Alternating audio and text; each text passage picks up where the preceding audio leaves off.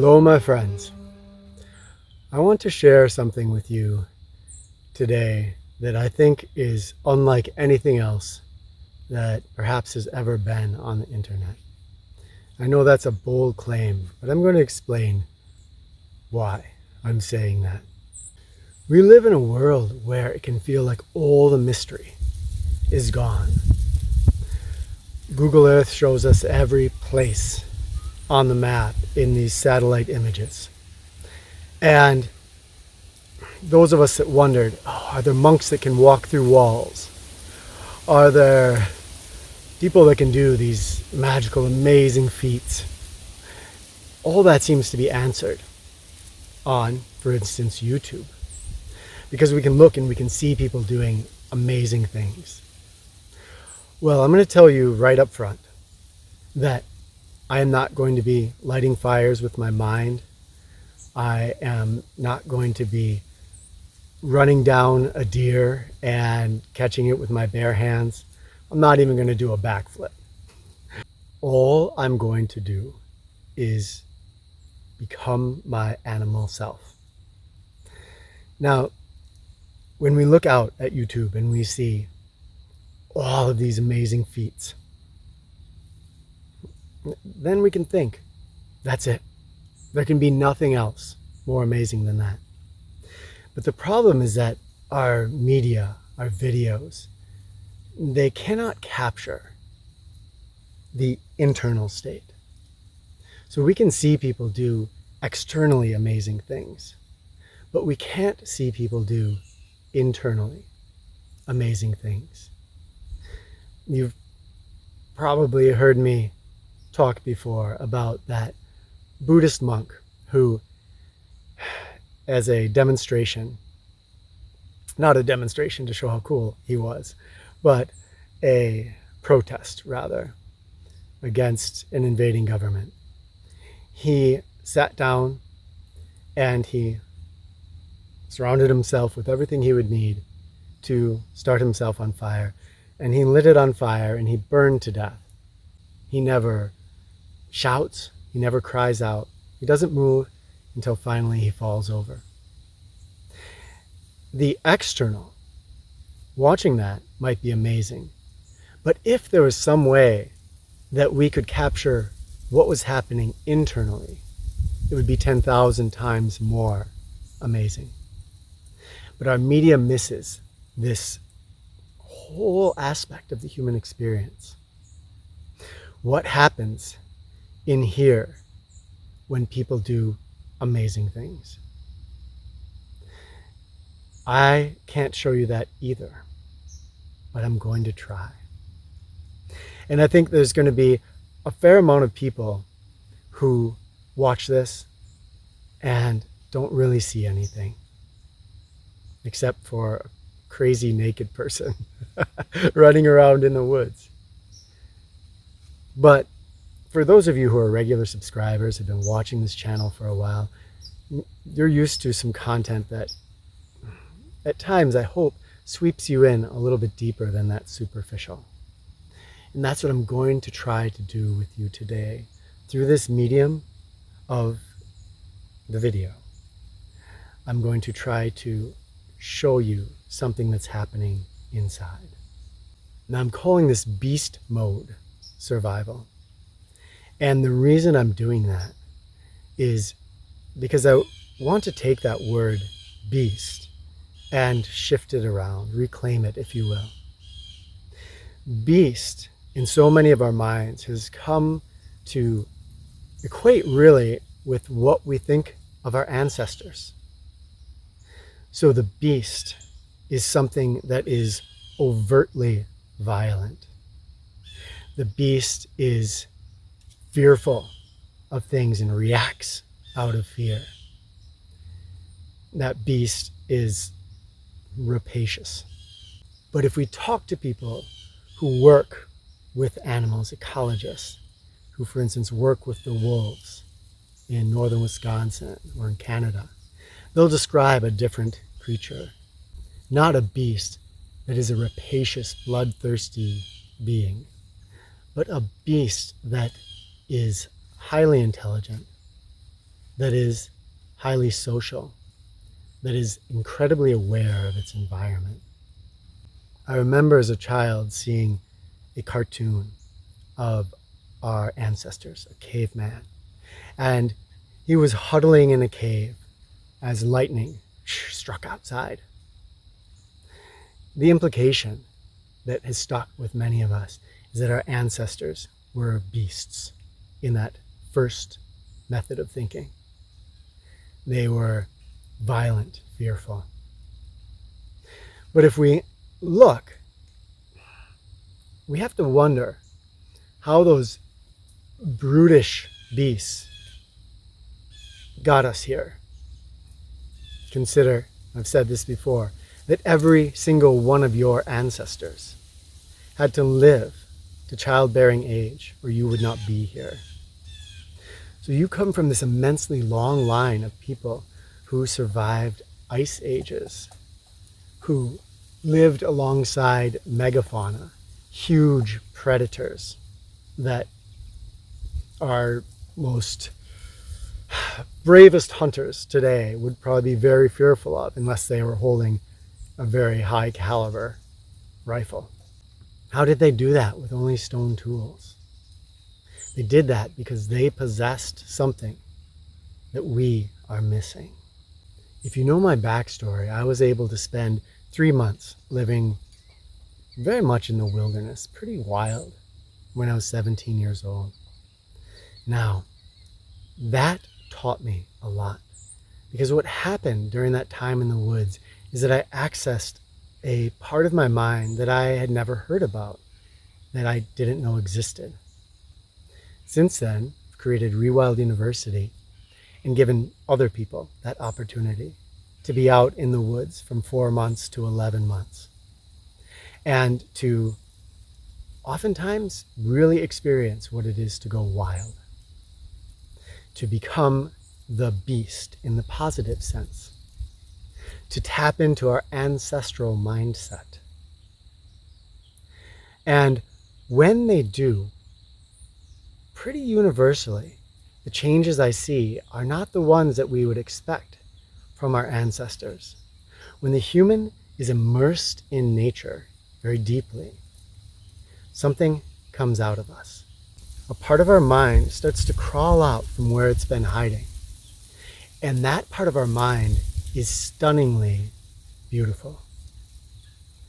It is peaceful. It is not fearful. It is not reactive. It is filled with joy and love of being in this present moment. It looks at everything around it, this leaf, and it is amazed by what it experiences in that sensory experience of a leaf. This mindset is something that I've actively tried to cultivate in my mind, even when I'm living in civilization. And over time, it has allowed me to overcome so many fears. I used to be afraid of the dark. I used to be afraid of spiders. I used to be afraid of bears. After shifting my mind and coming to a new place, I've been able to do things that I just would not have been able to do before. I've crawled into a bear's den and petted it.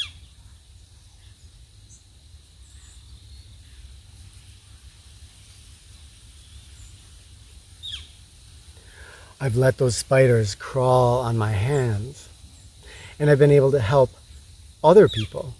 You'll know who I'm talking about, you. To get over those fears. The person I'm talking about ran after a bear during their stay at Rewild University. And I've done the same. I see a bear and I chase it through the woods. Now, I'm not advocating this as a smart thing to do, but I'm saying that there is a part of us, that this mental part, that experiences its oneness with the world so intimately that fear evaporates. And I would not have run after that bear if I didn't think that I could handle whatever would happen if it turned around. So it's not foolhardiness, but it's knowing your limitations, it's knowing your capabilities, and acting within that without fear. We humans fancy ourselves intelligent. It is the thing that we're most proud of. Now, this intelligence that we believe we have, I'm going to ask that we entertain the thought of dividing it into two parts. The part that our civilized world nurtures is the rational intelligence. We are told that this is the most powerful part of the human brain. And if we look around at ourselves, at what we've done, we see the fruits of that rational mind. It has created automobiles, it's created spacecraft, lasers, incredible medical treatments. It has done incredible things. And yet, that rational mind has some powerful limitations that we don't understand, because that rational mind, it links itself up with the ego. The rational mind depends on thinking of the world in separate bits, and then considers how those bits interact or fit together. And with that as our underlying mindset, we have to recognize that we are a separate bit, a different thing than that leaf. And when we feel separate from that leaf, we become an ego, a Kenton, a person that is, well, kind of fragile. It's no wonder that we feel fearful, because this fragile little me is in this giant universe that really would kill me off pretty indifferently without blinking, and is capable of it. When that is my mindset, what does the world feel like? It's a pretty scary place. There is also an inner ancestral mind, an intuitive mind. This ancestral mind is what comes out when we immerse ourselves in nature. And this ancestral mind does not see itself as separate. Because it does not see itself as a separate ego, it's not ruled by so many of the fears that rule the rational mind. In our celebration of the rational mind, our culture has taken the palaces and wildernesses of our inner mind, that ancestral mind, have been forsaken for the rational mind's tendency to only concern itself with building palaces of stone, spaceships out of metal. That has become our focus.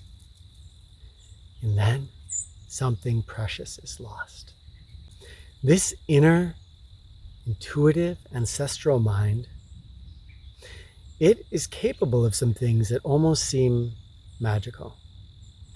And that in my former way of thinking, I would not have believed to be possible.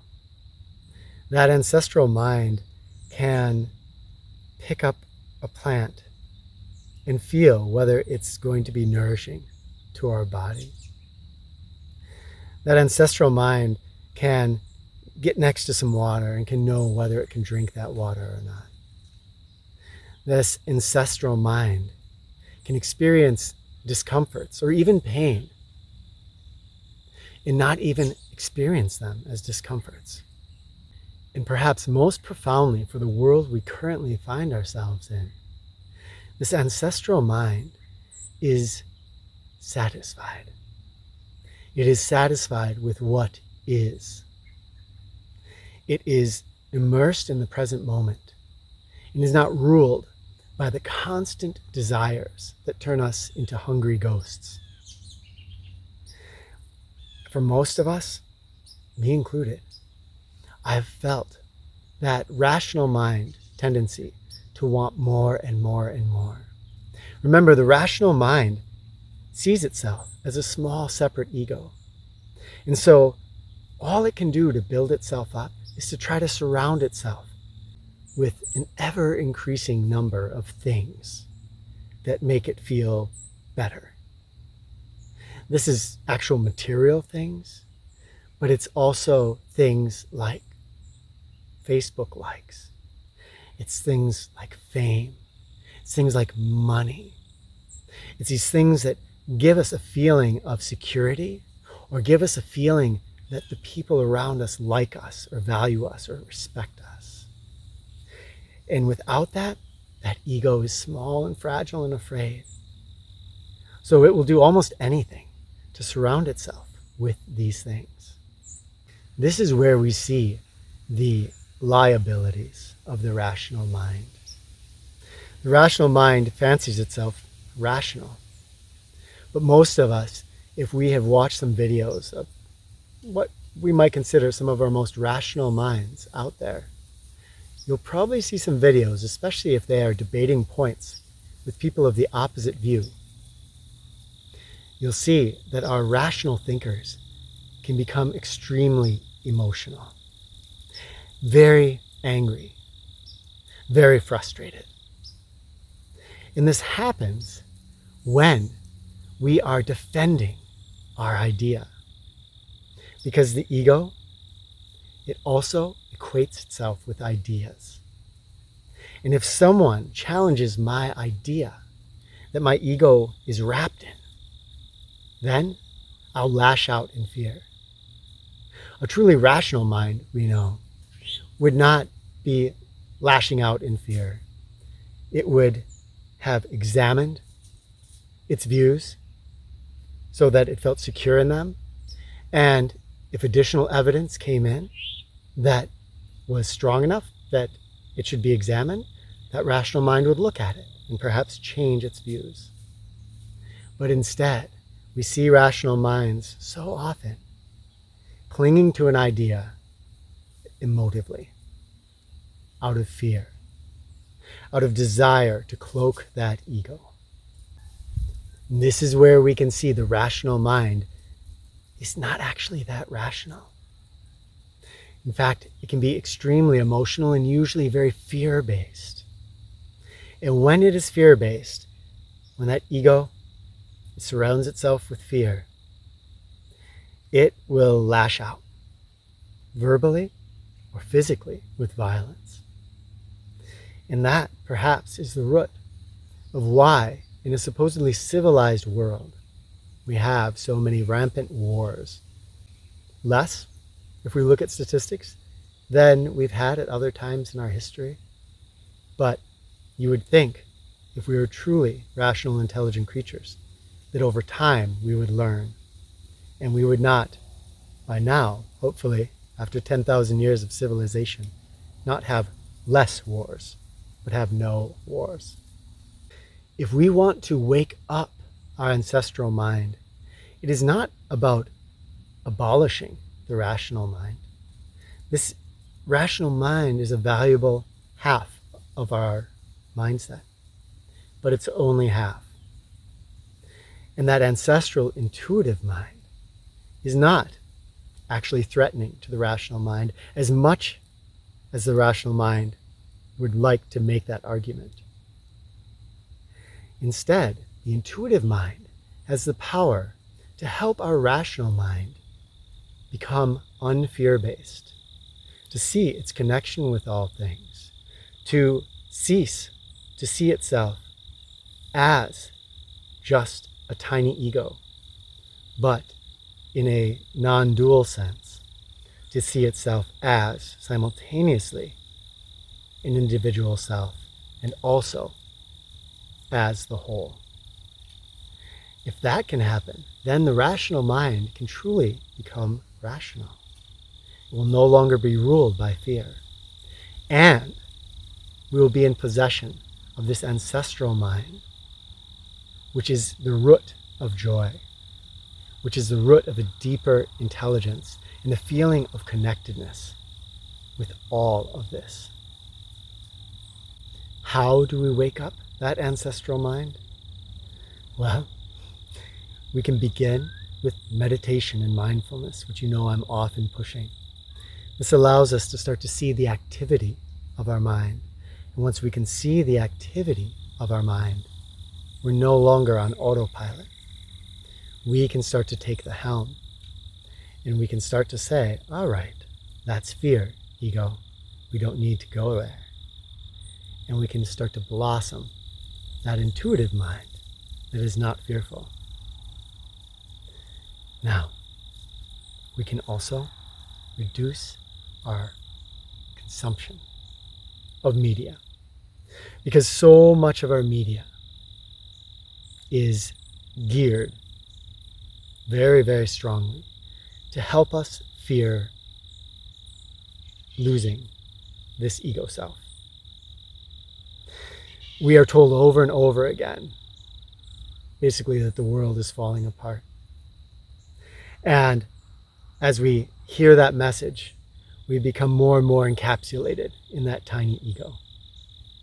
As that happens, then that ego, it feeds that addiction. It wants to hear that message more because in a strange way, that becomes reassuring. It feels like it has knowledge through, for instance, watching our news programs, and that knowledge will protect it.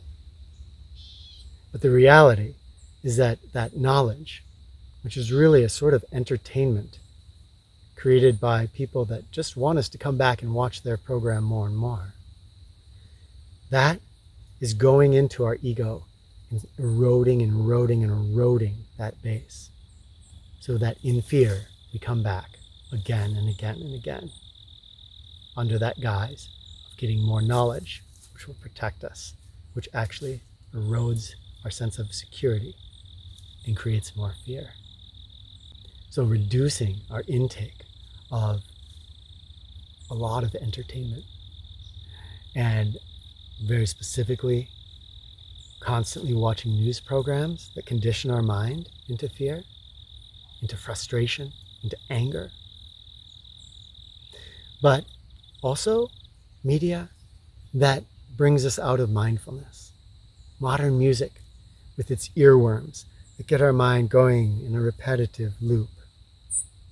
Instead, we could swap that out for music like classical music, which is very complex, or ethnic folk music, which can be very, very complex.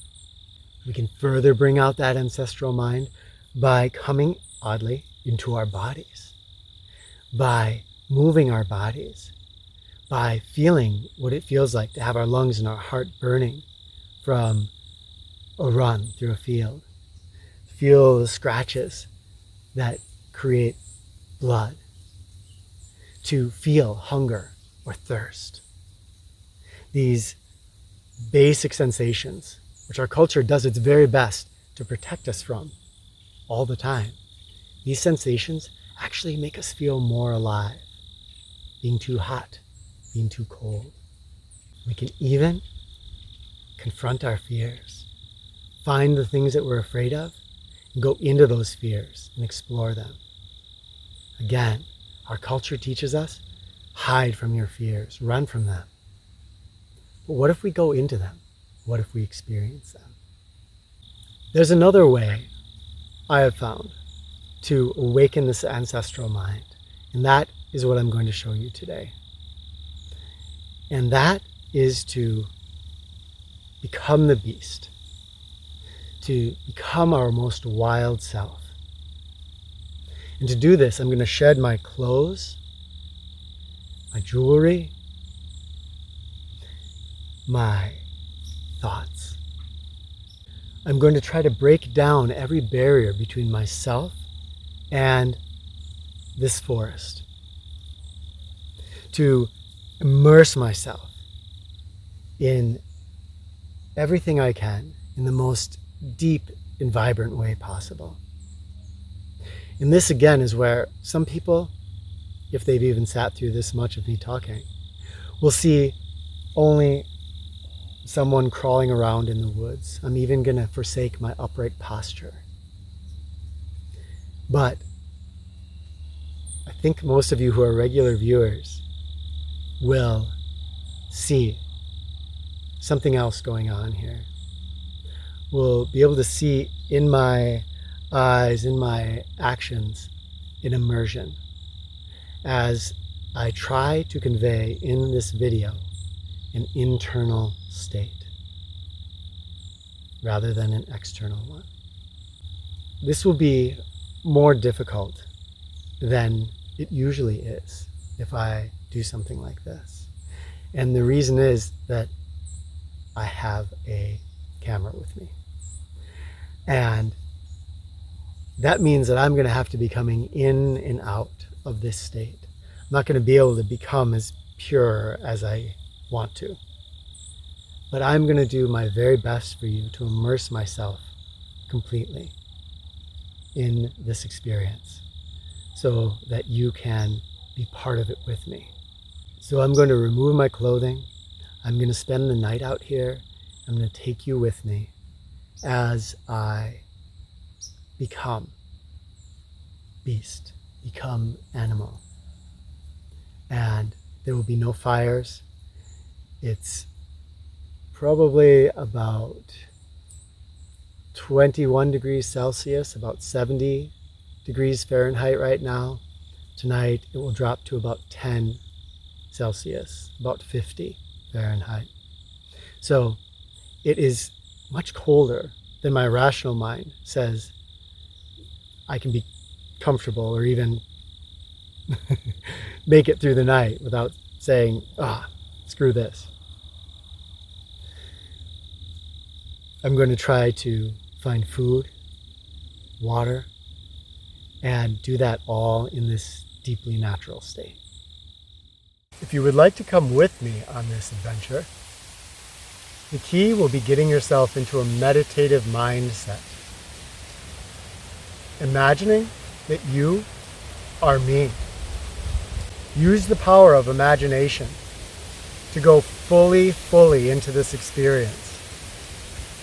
When I eat something, taste it. When my hands touch a tree, a leaf, feel that on your skin. If I seem cold, feel that chill with me. Come into my body, embody me if you can.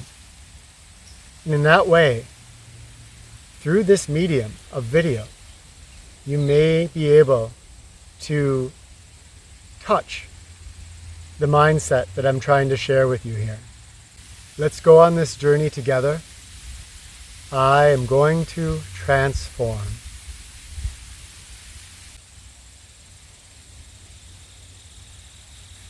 As I remove my clothing, feel the clothing leaving you and your skin touched by the soft wind.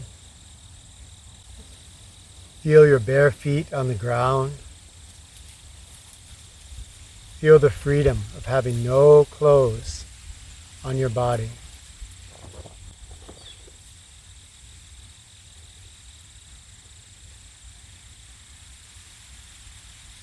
Let us journey into the ancestral mind.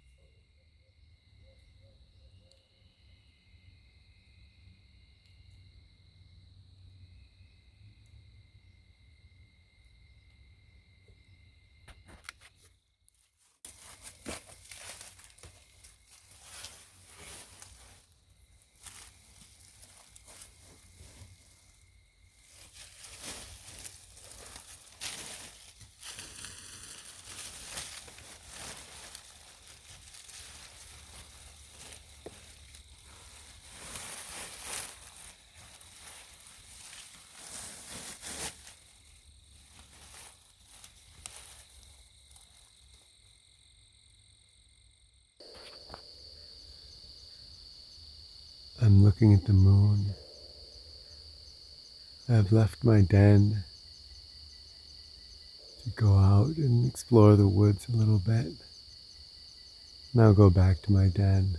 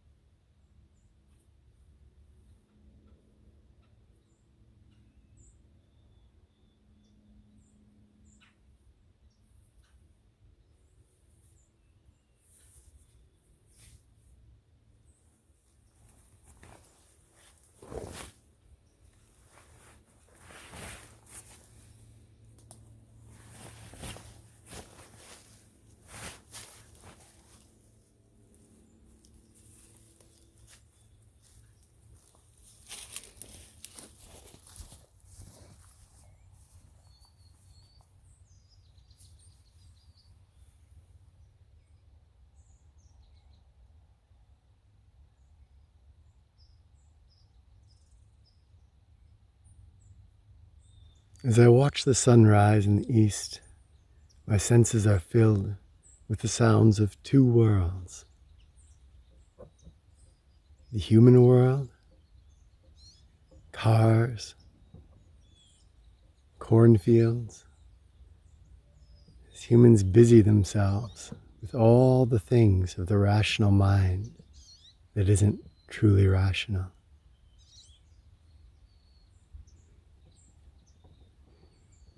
In the world of the forest, the seas, the fields, the streams, a world that has been here impossibly longer than we humans. I could feel torn torn between these two worlds.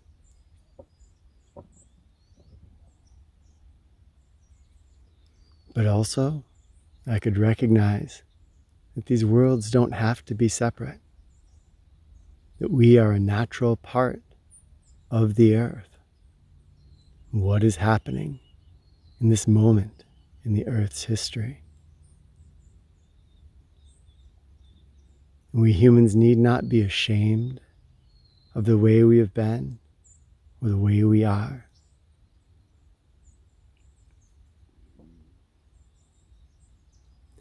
Nor need we glorify our species or our endeavors.